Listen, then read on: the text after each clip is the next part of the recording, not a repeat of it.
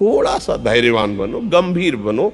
कोई भारी से भारी विपत्ति में परेशानी, ठीक है विपत्ति आई, समस्या आई, इसका समाधान होगा, ऐसा थोड़ी कि हमें नष्ट कर देगी। अगर अभी हमारी बड़ी हानि हो जाती है, हम कल इससे बड़ा लाभ प्राप्त कर सकते हैं। इतने कमजोर नहीं बन जाना। अब वो गए तो क्या होगा, अब वो वस्तु गई तो क्या, पद गया तो क्या होगा। प्रयास किया था, ये पद मिला था, इससे बड़ा पद प्राप्त करूंगा। ठीक है, एक बार गिर गया, गलती हो गई, दंड भोगूंगा, फिर इससे ज्यादा संयम में रहूंगा। बिल्कुल मतलब एकदम फ्रेश दिमाग रखना चाहिए। और अपने लोग क्या है, जरा सी बात में एकदम पचड़ा कर लेते हैं, एकदम कमजोर हो जाते हैं। ये बिल्कुल ठीक नहीं है। भारी से भारी कष्ट में भी मुस्कुराना। हमें भगवान की कृपा का दर्शन हुआ है, हमें उनका दुलार दिखाई दिया है। आज जो आप सुन करके लाभ लेने की चेष्टा कर रहे हो ना, ये केवल प्रवचन नहीं है। हम इसीलिए कहते हैं, जैसे आप लोग एकदम परेशान हो जाते हैं, क्या हमसे ज्यादा परेशानी होगी? दोनों किडनी खराब, दवाई लाने के लिए पैसे नहीं, पानी रखा है हम उठ के पी नहीं सकते, भीषण शरीर में कष्ट, भीषण बुखार, क्योंकि किडनी फेल, जरा में बुखार, खाने को क्या, रोटी मांग के लाओ। अगर वहां सब्जी मिलती तो लाल मिर्च ऐसी पड़ के मिलती थी कि वो पा नहीं सकते थे। आप सोचो, पानी लाना है तो मुझे लाना है, पीना है तो मुझे पीना है।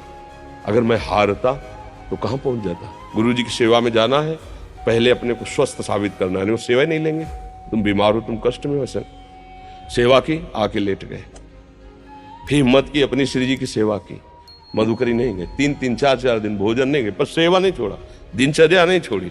और उसका प्रधान कारण संयम, ब्रह्मचर्य, भगवदाश्रय, नाम जप, कभी हारने नहीं दिया।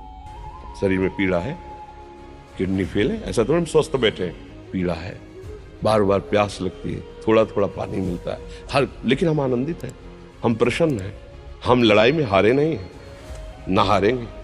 ये हम अपनी बड़ाई नहीं बता रहे, हम आपको बता रहे समस्या। सोचो तुम्हारे पास तो माँ है, भाई है, बहन है, परिवार है, कोई ना कोई तो है ना। मेरा किसी ने कभी जीवन में ध्यान भी नहीं दिया। क्यों? बचपन से बाबा जी बन गए, किसी से प्यार नहीं, किसी से संबंध नहीं, कोई जानकारी नहीं, हम कहाँ हैं वो कहाँ है, किसी से कोई मतलब नहीं। अच्छा, जवान साधु कौन श्रद्धा करे? कभी गांव जाने की हिम्मत नहीं पड़ती कि रोटी मांग ले। पता नहीं लोग क्या सोचेंगे, क्या भावना कर ले। तो जो हमारे सामने आकाश वृत्ति से आया यौवन अवस्था में, वही पाया है, अन्यथा भूखे रह गए। जब हम हर समय अपने को विवेक के द्वारा सावधान रखे तो हम कभी निराश नहीं हुए, कभी उदास नहीं हुए, कभी ऐसा नहीं लगा कि यार हम दुखी, कभी नहीं लगा। उसी का फल है कि उस सुख का संकेत मिल गया जहां दुख की निशानी भी नहीं है। हम सब उसी धातु से बने हुए हैं।